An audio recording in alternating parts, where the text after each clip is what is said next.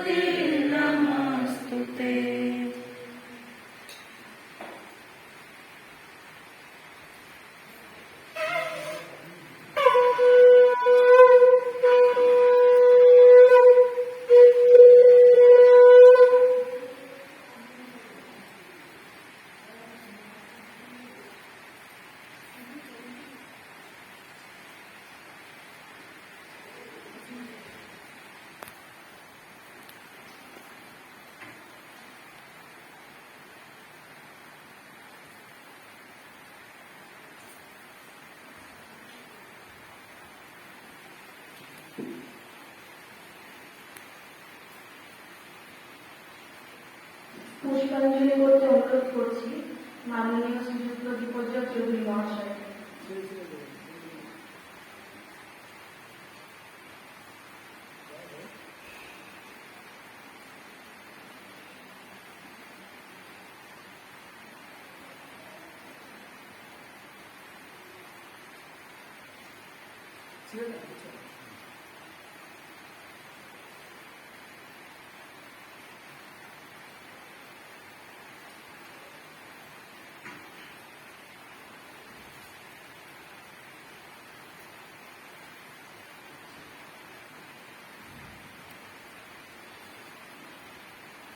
मातृ प्रणाम। 1, 2, 3।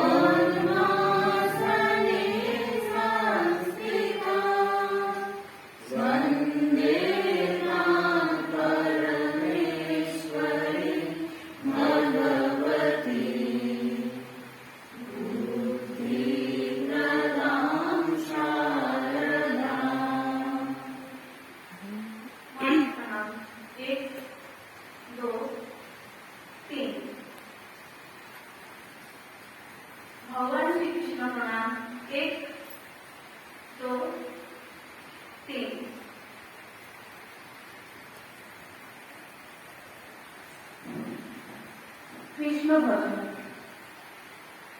अच्युतं केशवं कृष्ण दामोदरं रामनारायणं जानकी वल्लभम्। अच्युतं केशवं कृष्ण दामोदरं रामनारायणं जानकी वल्लभम्। कौन कहते हैं भगवान आते नहीं, तुम मीरा के जैसे बुलाते नहीं। अच्युतं केशवं कृष्ण दामोदरं रामनारायणं जानकी वल्लभम्। कौन कहते हैं भगवान खाते नहीं, बेल सबरी के जैसे खिलाते नहीं। अच्युतं केशवं कृष्ण दामोदरं रामनारायणं जानकी वल्लभम्। कौन कहते हैं भगवान सोते नहीं, माँ यशोदा के जैसे सुलाते नहीं। अच्युतं केशवं कृष्ण दामोदरं रामनारायणं जानकी वल्लभम्। कौन कहते हैं भगवान नाचते नहीं, गोपियों की तरह तुम नचाते नहीं। अच्युतं केशवं कृष्ण दामोदरं रामनारायणं जानकी वल्लभम्। श्रीधरं माधवं गोपिका वल्लभं जानकी नायकं रामचन्द्रं हरे।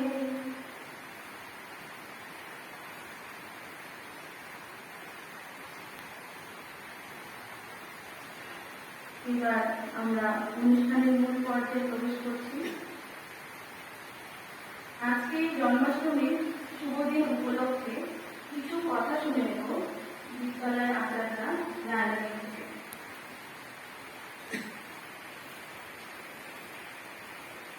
নমস্কার। আজ জন্মাষ্টমী, ভগবান শ্রীকৃষ্ণের জন্মদিন।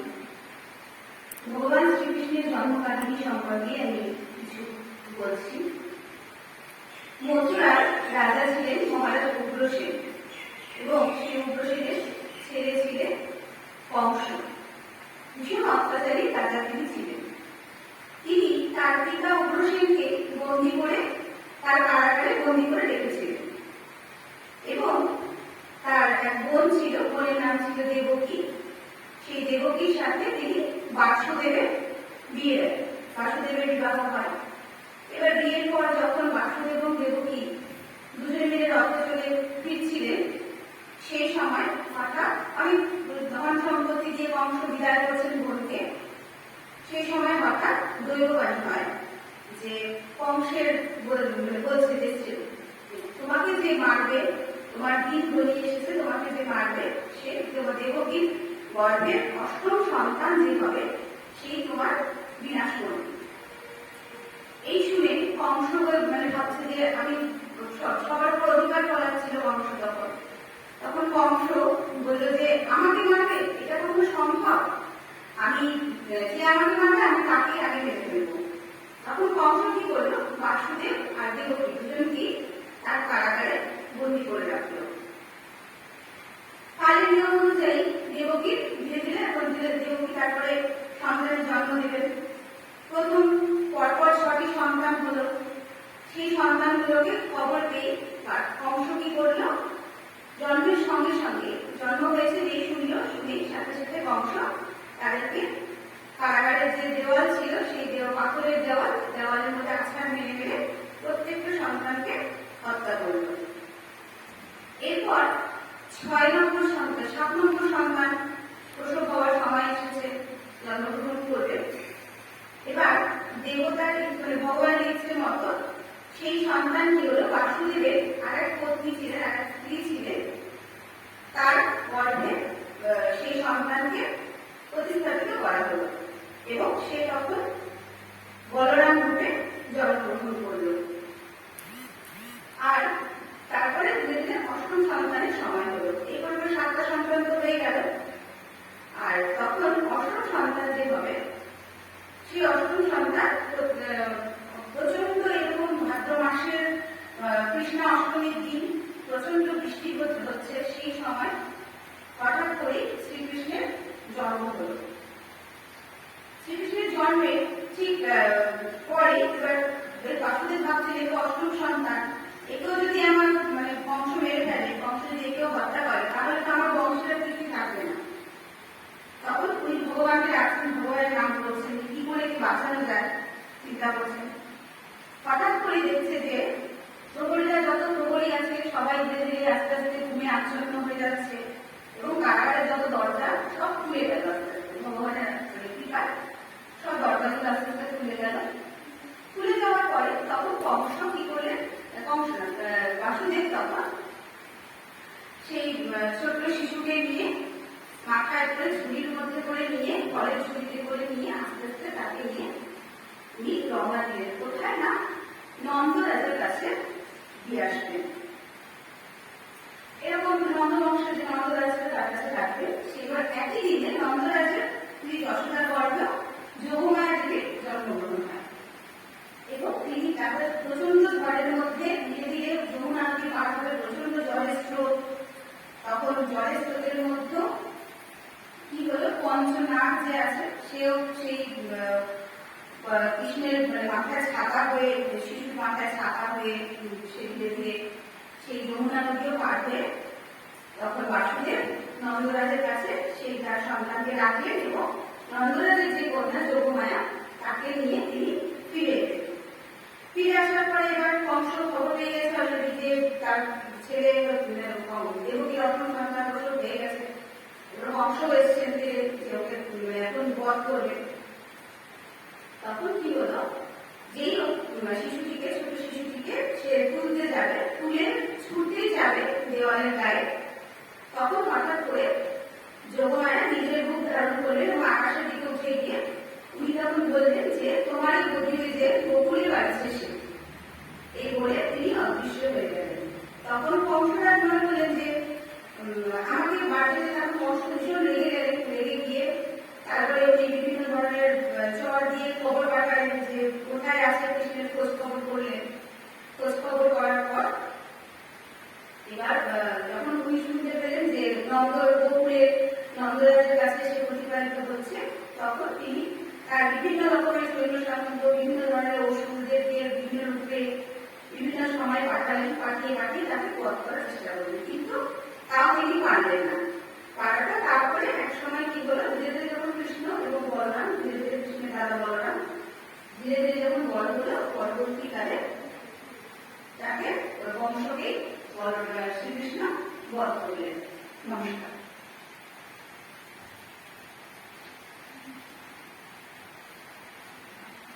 এবার আরতির মাধ্যমে আমরা ভগবান শ্রীকৃষ্ণকে আহ্বান করব। এই মন্ত্রে সকলেই যেন ভালো থাকে, সুস্থ থাকে, এই কামনা করি। আরতি করছে আমাদের বিদ্যালয়ের দিদি ভাই স্বপ্নালী।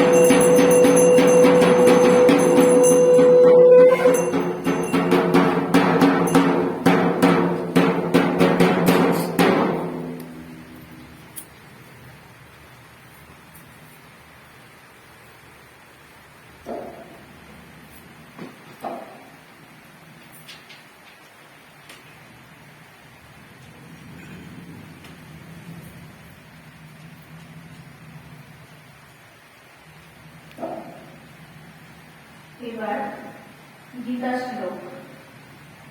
শ্লোক পরিবেশন করবেন বিদ্যালয়ের আচার্য শিশিকা।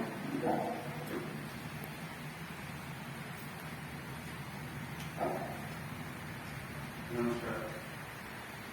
श्रीमद् भगवद गीता। ओम श्री परमात्मने नमः। द्वादशाध्याय भक्तियोगः। अर्जुन उवाच एवं सततयुक्ता ये भक्तास्तं पर्युपासते ये च पक्षरमो व्यक्तं तेषां के यगवित्तमः। श्रीभगवानुवाच मय्याविश्य मनो ये मां नित्ययुक्ता उपासते श्रद्धया परयोपेतास्ते मे युक्ततमा मतः। ये तक्षरमनिर्देशं व्यक्तं पर्युपासते सर्वत्र गमचिन्तं च कूटस्थमचलं ध्रुवम्।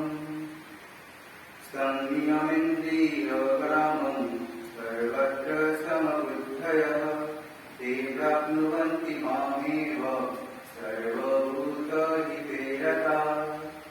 क्लेशोऽधिकतरस्तेषां व्यक्तासक्तचेतसाम् अव्यक्ता हि गतिर्दुःखम् देहवद्भिरवप्यते। ओम नमस्कार।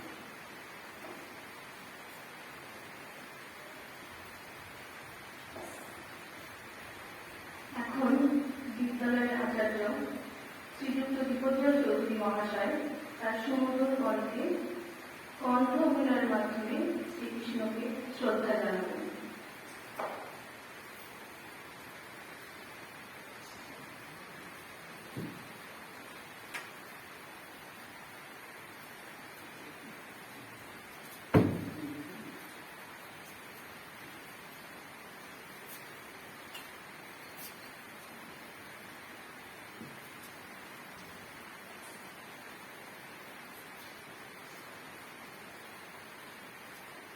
আমার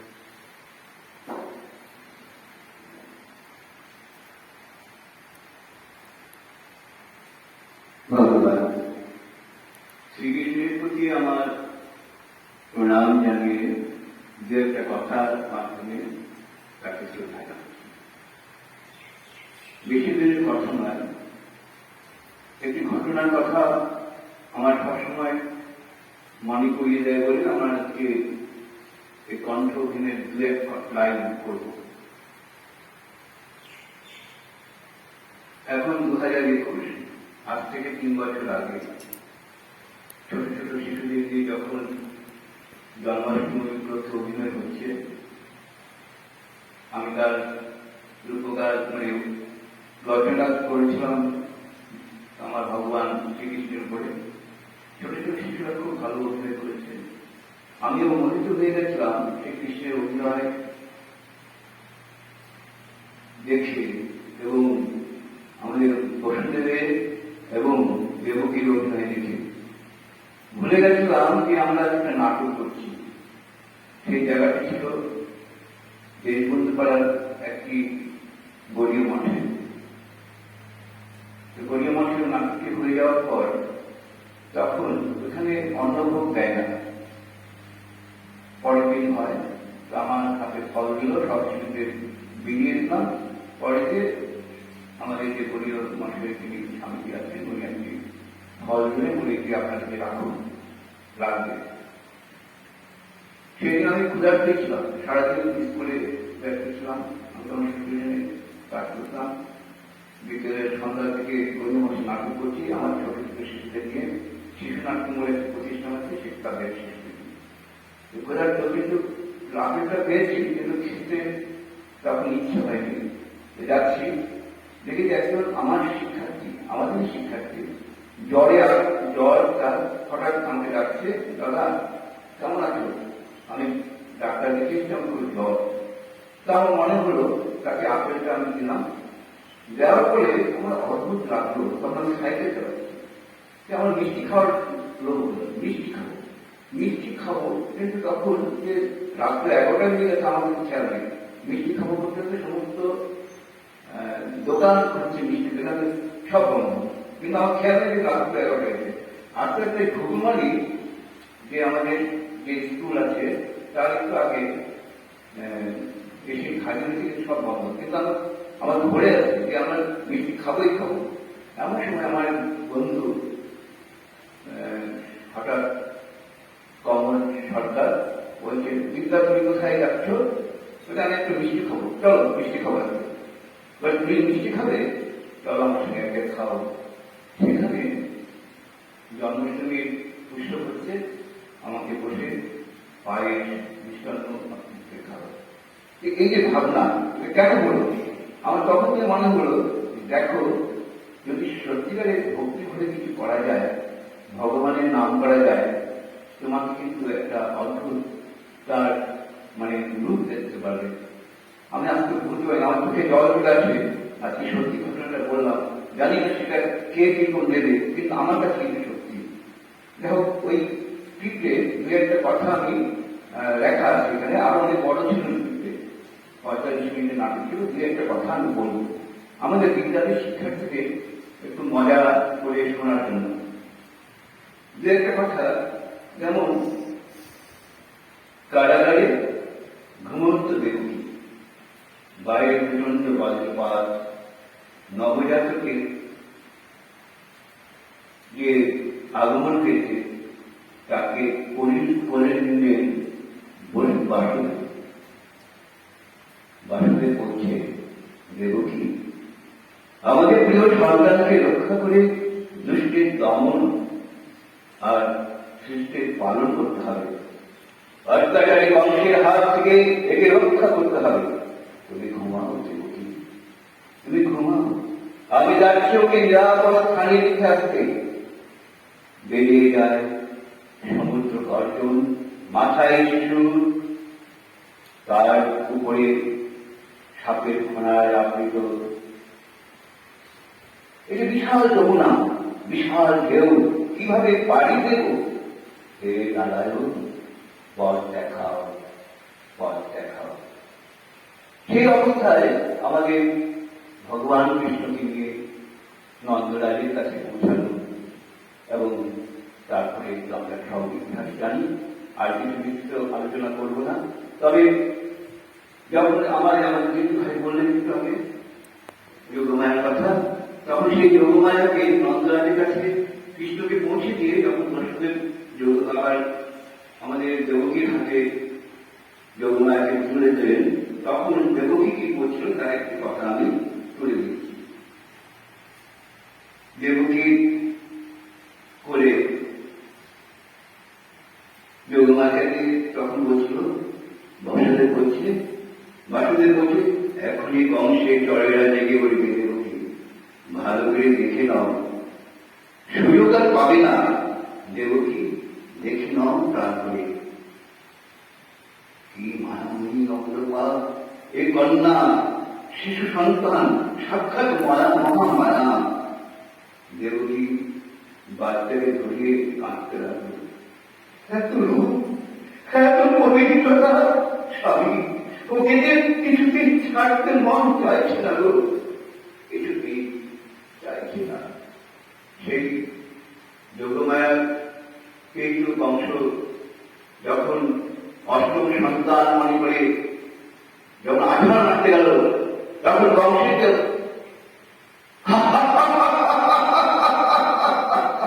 আমার হাতে এখন দেবকী অষ্টম সন্তান, আমি একে বহন করবো আর আমাকে বাইরে।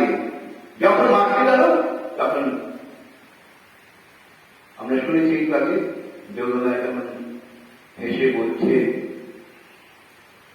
বুড়ি বুড়ি বলছে, তোমার মৃত্যু যার হাতে সে বাড়ছে বলে, এটুকুই বলবো, এটুকুই বলে আমি আমার কিন্তু অনেক বড়।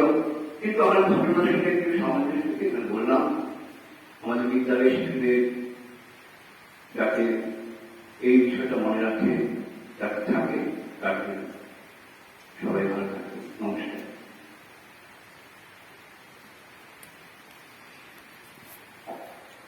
অনেক ধন্যবাদ দাদাকে এত সুন্দর একটি বিষয় তুলে ধরার জন্য।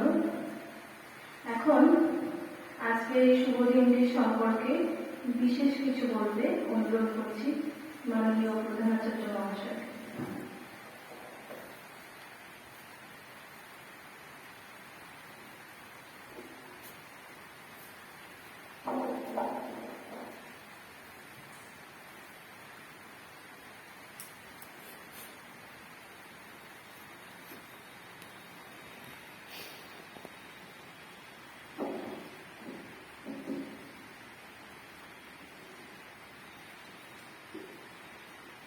ভগবান শ্রীকৃষ্ণের প্রতি সহস্র প্রণাম নিবেদন করছি। উপস্থিত আচার্য আচার্য সকলকে আমার শ্রদ্ধা ভরে নমস্কার। আজকের দিন খুব একদিন যেমন আনন্দের দিন, তেমনি সনাতন আদর্শে সনাতন ধর্মে বহুল ভাবে বিভিন্ন রূপে বিভিন্ন আঙ্গিকে ধর্ম সংস্থাপনের লক্ষ্য নিয়ে পালনের দিন। আমরা ভগবান শ্রীকৃষ্ণের ইতিহাস জানি, জানা কর্তব্য জানি। আজকের দিনে পালনের প্রাসঙ্গিকতা বহুল অংশে রয়েছে, সর্বত্রই রয়েছে আমার মনে হয়। ভগবান শ্রীকৃষ্ণ শিখিয়েছেন যে প্রত্যেকটি মানুষকে তার মায়া, মোহ, প্রাপ্তি ইত্যাদি থেকে অনেক দূরে থেকে নিজেকে বিভিন্ন কর্মের মাধ্যম দিয়ে সমাজকে প্রশিক্ষণ দেওয়ার জন্য চেষ্টা করেছেন। শিশু ভাই বোনরা থাকলে হয়তো অনেক গল্প বেরিয়েছে, তার একটি গল্প আমরা শুনেছি, বিদ্যা খুব সুন্দর তার অভিনয় তুলে ধরেছেন। বিষয় হল কেন প্রাসঙ্গিক। দেখুন, ভগবান শ্রীকৃষ্ণ গোপাল রূপে জন্মগ্রহণ করেছে যেখানে যার গর্ভে কিরকম লীলা। বাল্যসুখ কিন্তু সেই মাতৃ দেবী আর নিতে পারেননি, গ্রহণ করতে পারেন। ভগবান তাকে সেখান থেকে বঞ্চিত করেছেন। ঠিক একইভাবে মা যশোদাকে সেই সুখ শান্তি দিয়েছেন যেটা বাল লীলায় অংশগ্রহণ করে তাকে জানান দিয়েছেন যে কিভাবে মাতৃ সুখ অনুভব করা প্রয়োজন। এর পিছনেও কিছুটা কারণ রয়েছে। যখন ভগবান দেখলেন, পিছনে গীতায় আছে যারা যারা হিতামস্য গ্লানির ভবতি ভারত, আমরা জানি অভূতনামস্য বিনাশায় সদস্কৃতম ধর্ম সংস্থাপনার্থায় বিনাশায় সদস্কৃতম যারা যারা হিতামস্য গ্লানির ভবতি ভারত অভূতনামস্য বিনাশায় সদস্কৃতম ধর্ম সংস্থাপনার্থায় সম্ভাবনা। তার কথা এবং কাজ একভাবে করে তিনি যখন দেখলেন যে আজকে যদি আমি এই শিশু বয়সে এখানে থাকি তাহলে মায়া মোহতে আবদ্ধ হয়ে যাব। কারণ নারীর যে টান রয়েছে সেই টানে যদি আমি আটকে থাকি তাহলে আমাকে ভারতবর্ষের পুনরুদ্ধার করা আমার পক্ষে সম্ভব না, মানব জাতিকে বাঁচানো সম্ভব না। এই নারীর টানকে ছিন্ন করে আমাকে এমন এক জায়গায় যেতে হবে যেখানে নারীর টান থাকবে না, কিন্তু মনের টান থাকবে। আর সেই মনের টান বিভিন্ন সময়ে বিভিন্ন পদ্ধতির মধ্যে দিয়ে সেখান থেকেও ছিন্ন করে আমি ভারতবর্ষকে মানব জাতিকে রক্ষা করবো। আর তাই তিনি যশোদার কাছে চলে গেলেন। যশোদার কাছে যাওয়ার পরে আমরা জানি ছোট গোপাল বিভিন্ন সময় বিভিন্ন ভাবে বিভিন্ন শত্রু তাকে আক্রমণ করেছে, আক্রমণ করানো হয়েছে তাকে। আর তারপরে সমস্ত শক্তিকে প্রতিহত করে তিনি জানান দিয়েছেন সমাজকে শিখিয়েছে যে কোনো সমস্যাই সমস্যা নয় যদি তার মানসিক দিক থেকে যে শক্তিশালী হয়। স্বাভাবিক ছোট্ট গোপাল তার কি শক্তি আছে? এরকম কোনো বিষয় নেই যে সে প্রতিবার গাছ পড়ে গেল উড়ে গেল, কোনো বিষয় নেই। কিন্তু মানসিক জোর যে আমি পারি, আমার করতে হবে, আমার এটা চলতে হবে এইভাবে, আর সেই শক্তি তাকে সেই জায়গায় পৌঁছে দিয়েছে। অনেক সাধারণ মানুষ আছে যারা হয়তো কোনো কারণে হাঁটতে চলতে অসুবিধা আছে অথবা সমস্যায় রয়েছে, কিন্তু আচমকা যে তাদের সেখানে কোথাও সরে যেতে হয় বা দৌড়াতে হয়, ভগবান সেই সময় তাকে সেই শক্তি দিয়ে দেন। আমরা বলি ভগবান শক্তি দেন, অবশ্যই তার মানসিক জোর এমন তৈরি করে দেন যার ফলে সে একটু হলেও সেখান থেকে সরে যেতে পারে। এরকম ঘটনাও ঘটেছে এবং এটা আমরা জানি প্রতি মুহূর্ত অনুভব করছি। ভগবান বিভিন্নভাবে সমাজকে শিখিয়েছে। তার একটা উদাহরণ দিই। আগে কি হতো, মানুষকে সংস্কার যুক্ত করতো, অপসংস্কার সংস্কার মুক্ত করতো। এই সংস্কার মুক্ত করতে গিয়ে বিভিন্ন সময় সমাজকে সচেতন করতে গিয়ে তারা একটা লক্ষ্যে পৌঁছবে, আর সেই লক্ষ্যে গিয়ে তিনি সংস্কারের কাজ করতেন। এর মধ্যে নারদের গল্প আমরা জানি। দেবশ্রী নারদ উনি রাস্তা দিয়ে যাচ্ছেন, আর সেই সময় কুবেরের দুই সন্তান, দুই অসুর, তাদের ভিতরে আসরিক প্রবৃত্তি রয়েছে, যম এবং অর্জুন। এই দুইজনে বিভিন্ন ভাবে কল্কি অবতারের একটা রূপ তুলে ধরেছে। বিভিন্ন ভাবে অত্যাচার করছে নারীদের, যেমন খুশি তেমন আচরণ করছে। আর ঠিক সেই সময় নারদ সেদিকে যাচ্ছেন, নারদ দেখে রেগে গেছেন, তো তাদের অভিশাপ দিলেন, তোমরা আসরিক শক্তি তোমাদের শরীর থেকে চলে যাক, তোমরা বৃক্ষ যদি ধারণ করো, আর তারপরে ভগবান শ্রীকৃষ্ণের দ্বারা রক্ষা তোমরা। তো দুই ভাই, দুই অসুর গাছ হয়ে দাঁড়িয়ে গেল, কান্নাকাটি করেছে প্রচুর, কিন্তু না আরো অভিশাপ দিয়েছে। তো অভিশাপের ফল হিসেবে তারা যখন বৃক্ষ জমি ধারণ করেছে, বড় গাছ হয়ে গেছে, তো এইভাবেই আর যুগের পর যুগ দাঁড়িয়ে গেছে। সময় হয়েছে ভগবান শ্রীকৃষ্ণ তিনি ত্রাতা উদ্ধারকারী। তো গোপালের অত্যাচারে মা যশোদা তাকে উৎকলের সঙ্গে বেঁধে রেখেছে। যথারীতি সে বুদ্ধি করে কি করেছে যে ছিটতে পারছে না, কারণ আটকে রাখলে বেঁধে রাখলে কিভাবে খেলবে, ছুটতে পারছে না। তো সেই দুই গাছের সঙ্গে উৎকলটাকে আটকে দিয়ে যখন টানছে, এমন শক্তিতে টানছে, পক্ষান্তরে তো অন্য চিন্তা ভাবনা দৃষ্টিভঙ্গি আলাদা ছিল যে না এদের উদ্ধার করতে হবে। আর তারপরে সেই গাছ দুটো দড়ির টানে উপড়ে পড়েছে, আর সেখান থেকে দুইজন পুরুষ আর বাইরে এসছে, ভগবানকে প্রণাম করে বলছে যে ভগবান, বহু বছর বহু যুগ ধরে এখানে পড়ে আছি, একমাত্র তোমার পদস্পর্শে আমরা ধন্য হব, আবার নতুন জন্ম আমাদের হবে। তো ভগবান শ্রীকৃষ্ণ তাদের আশীর্বাদ করলেন, তারা আর দেবতা হয়ে সঙ্গে চলে গেলেন বা তাদের সমাজে মিশে গেলেন। তো এই যে বিভিন্ন ছোট ছোট কাহিনী রয়েছে ভগবান শ্রীকৃষ্ণের, গোপালের জন্মক্ষণ থেকে শুরু করে আর মৃত্যু, তিনি শুধুমাত্র অন্যের জন্য কাজ করে গেছেন। কোথাও এমন নেই যে তিনি শুধুমাত্র নিজের চিন্তা করে কাজ করেছেন। যত কাজ করেছেন সমস্ত মানুষের জন্য করেছেন, সমাজের জন্য করেছেন বলেই আজকে ভগবান শ্রীকৃষ্ণের নাম, আজকে ভগবান শ্রীকৃষ্ণের গুণকীর্তন আমরা সবসময় করে থাকি।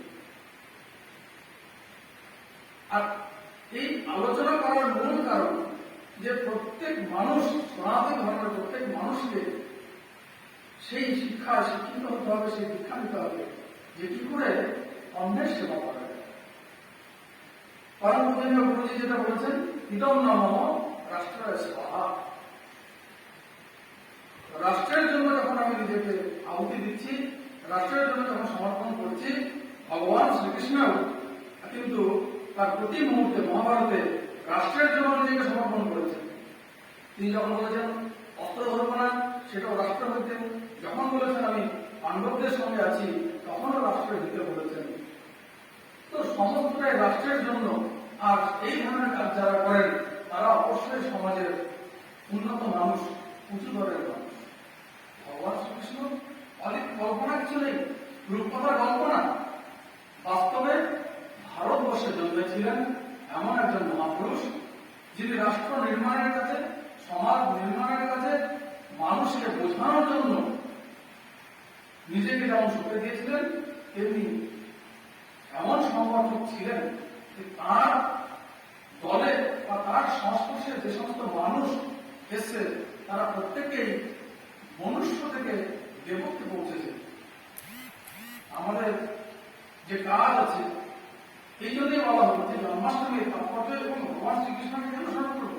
আমাদের কাজও আজকে যে শিশুটি প্রকৃতপক্ষে মানব শিশু রূপে জন্ম নিয়ে সমাজের বিভিন্ন কর্মক্ষেত্রে তারা কাজকর্ম করছে, যাদের পড়াশোনা তারা পড়াশোনা করছে, যারা অন্য কাজ করার অন্য কাজ করছে, তাদের মনুষ্য যে চিন্তাভাবনা, সেই চিন্তাভাবনাকে দেবত্বে উন্নীত করার জন্য যে প্রচেষ্টা আমাদের, সেটা নিরবভাবে চালিয়ে যেতে হবে।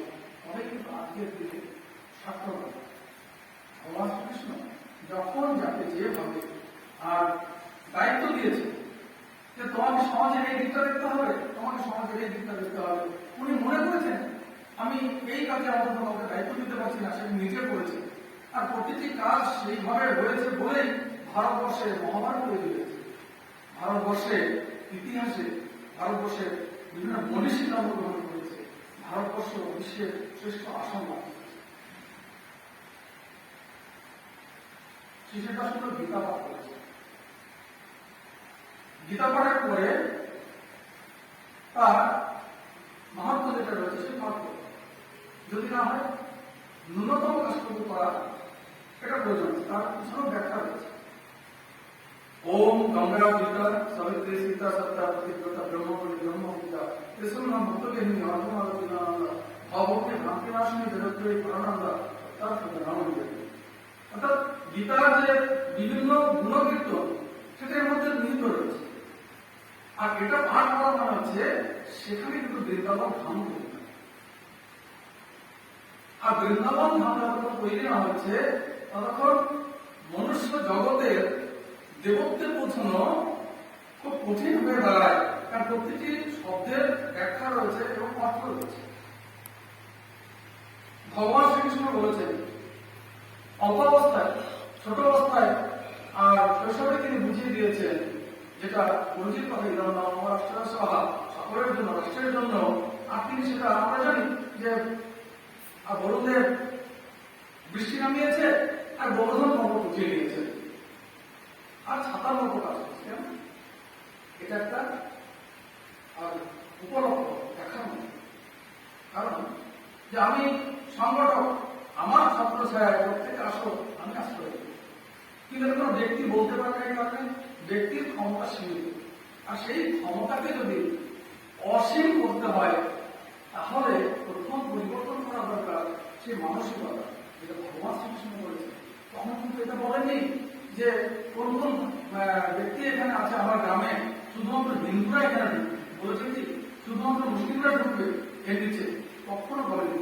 তিনি বলেছেন সমস্ত গোকুলবাসী তাকে রক্ষা করার দায়িত্ব। আর তাই তিনি গোকুলে গেছেন, কারণ অত্যাচারের শুরু সেখান। আর এটাই দৃষ্টান্ত স্থাপন করেছেন যে আমি আমার জন্য নয়, আমি নেই। উনি বলেছেন যে এই শার্ট, এই জামা আমার,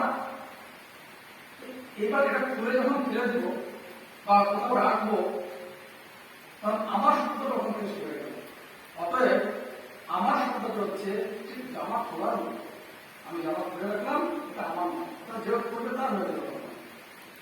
আমার ভিতরে যে আমিত্ব রয়েছে সেখান থেকে বেরিয়ে এসে সকলের জন্য আমি, আমার জন্য সকলে নয়, এই ভাবনায় ভাবিত করতে হবে।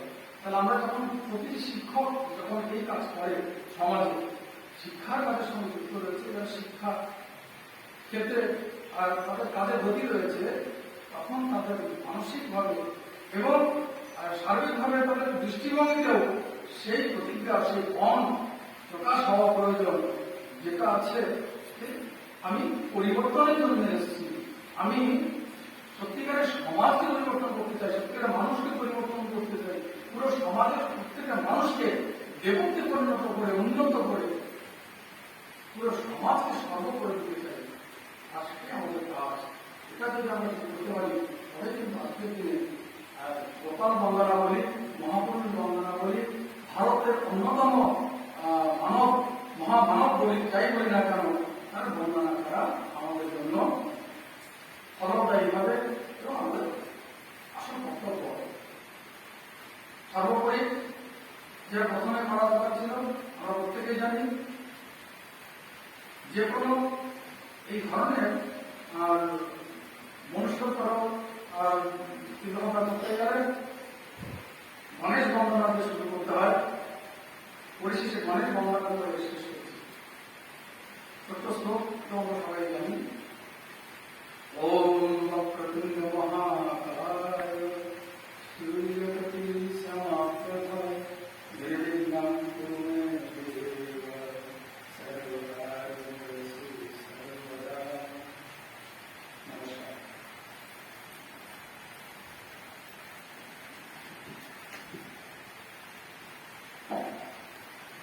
অনেক ধন্যবাদ পর্দাকে আমাদের কাছে এই বিষয়গুলি এত সুন্দরভাবে বলার জন্য।